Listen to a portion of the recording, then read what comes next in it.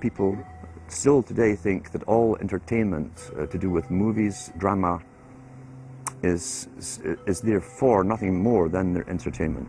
It never ever was that case. Of course, television can't perform such miracles as this, yet. But perhaps there's no harm wishing that it could. The greatest social messages are promoted through movies and drama, high drama, through the fixation of emotive sequences, emotional sequences, not logical, factual sequences, but pushing points across in an emotional way which register and fix in the mind. So emotional content is very, very important, rather than going through an actual discussion or an argument using logic and facts.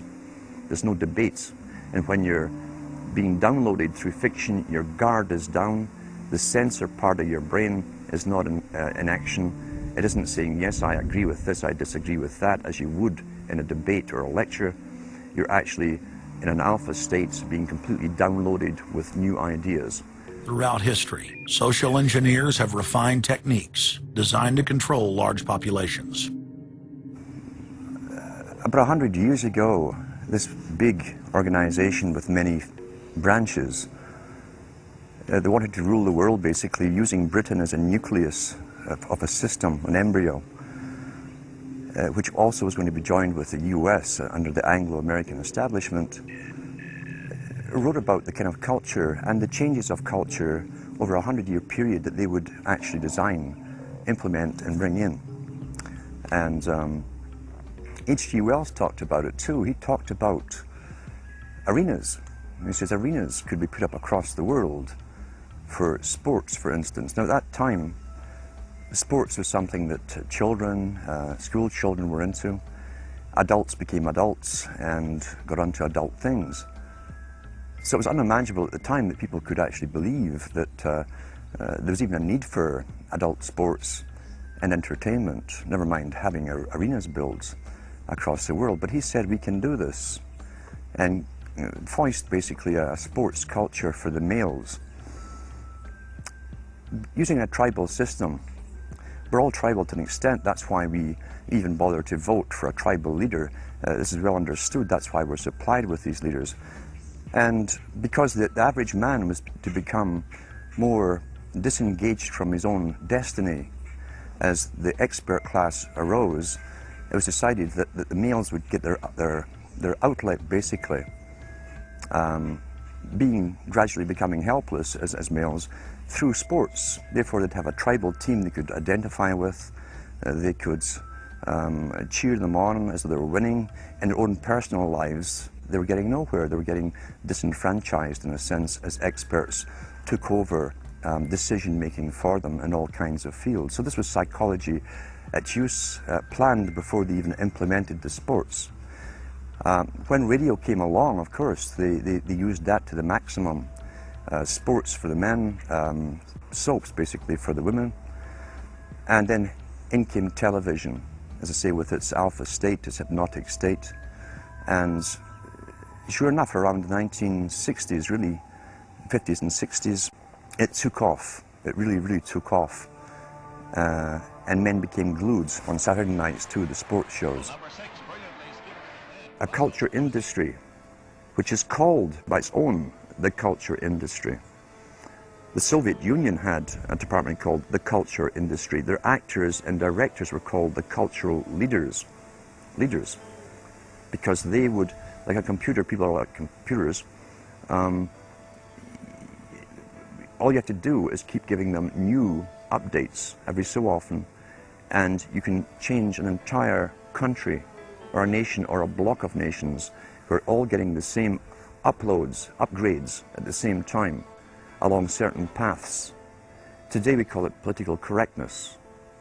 Most people want to belong to their peer group. They want to be the same as everyone else when it comes to opinions. In fact, they judge their own personal sanity by bouncing ideas off their neighbors and friends who will answer back and agree on these same topics in kind. It doesn't matter if the topics or what you're given are facts or utter nonsense, as long as everyone agrees at the same time. You'll say, well, I'm sane, and your friends will all agree because they've had the same information given to them. But they've been programmed. And I'm sad because I know that it's hard for people like that to take an interest, a serious interest in world affairs, to take a serious interest in what their elected officials are doing.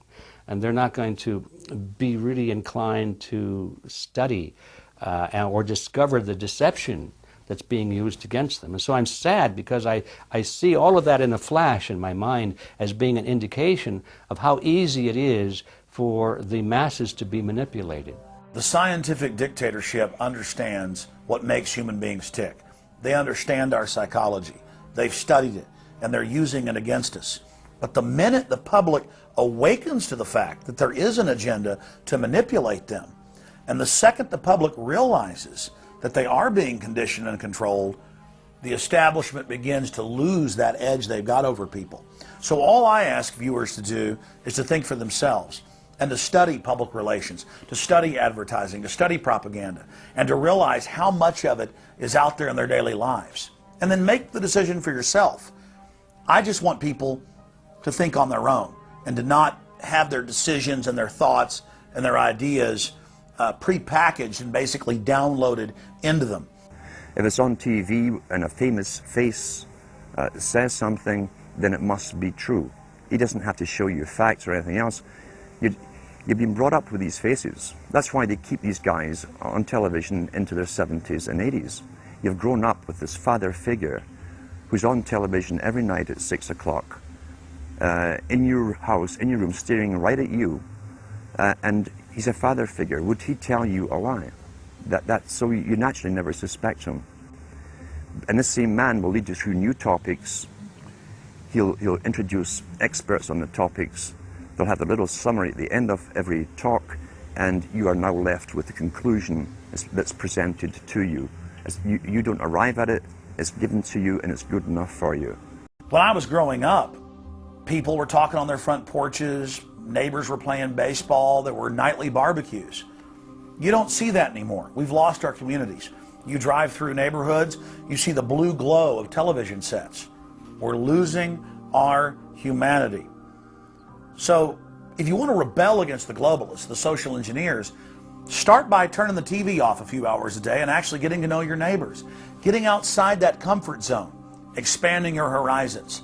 By coming together as communities, by getting to know our neighbors, we defeat the social engineers. We're programmed today perfectly, just like machines.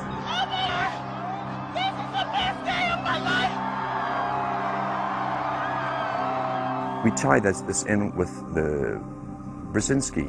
Brzezinski said in 2 Ages. Now this guy was way up with the NSA.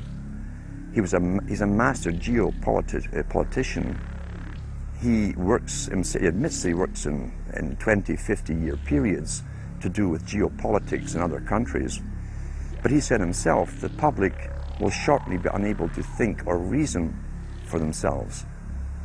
It was meaning by the form of information that was given to them, the type, the formulas that were in use then in the 1970s. He says, eventually they'll be unable to think or reason for themselves. And eventually, he said, they will expect the media to do all their thinking and reasoning for them. Well, that's happened today. That's why people today can't think outside of the programming from television. Zbigniew Brzezinski, Obama's main foreign policy advisor, talks about how a cult of personality can be artificially manufactured to influence the masses. In the first months of my administration, to pull our economy... Oh, goodness. Sorry about that, guys.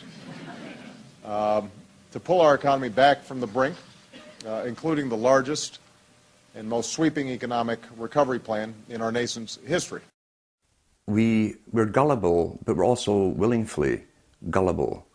We want a human being, a big daddy, to come along and make everything right for us. And as long as we believe that, we'll always basically get shafted. In addition to John, sorry, I just noticed that I jumped the gun here. Go ahead and move it up. I had already introduced all you guys. It's the presidential reality show. But when it became an Oprah production, it became slick. You don't have a president, you have an actor. They say that politics is show business for ugly people. You got it. What am I going to tell the president when I tell him his teleprompter is broken? What will he do then?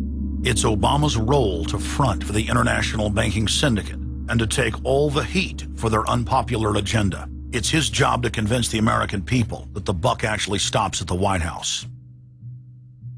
In Brzezinski's book, Between Two Ages, is that eventually we shall put presidents in who will have personality cults. We shall create massive personality cults for these people through the same techniques as Hollywood has used. Obama is that man today. The globalists, who know that Obama is going to promote their plan, want to make him such a superhero that nobody will question what he's doing. They'll be so preoccupied with who he is, or where he is, or what he's saying, or what he's wearing, or something like that. The idea of making him into a celebrity is very valuable because that way people are less inclined to ask, what is he doing? So that's very useful to these people. Similar plans of social control have been continuously carried out by operatives of the Ford Foundation, who Obama has worked for over the last 30 years. Many of the strategies used to control populations were originally developed by Edward Bernays, who coined the phrase public relations. Bernays said that if you manufacture an authoritative figure who repeats the same messages over and over, that this will appeal to the masses' subconscious desires. Yes, we can. The unwashed masses will helplessly follow the leader and go along with any message they spout. Yes, we can. Yes, we can. We shall overcome. Yes, we can. We will respond with that timeless creed that sums up the spirit of a people. Yes, we can. Thank you. Today, these exact techniques are being used with devastating effect against the general population. Obama is the latest version of 21st century mass mind control. The psych warfare engineers are counting on Obama to finish the plan they began decades ago.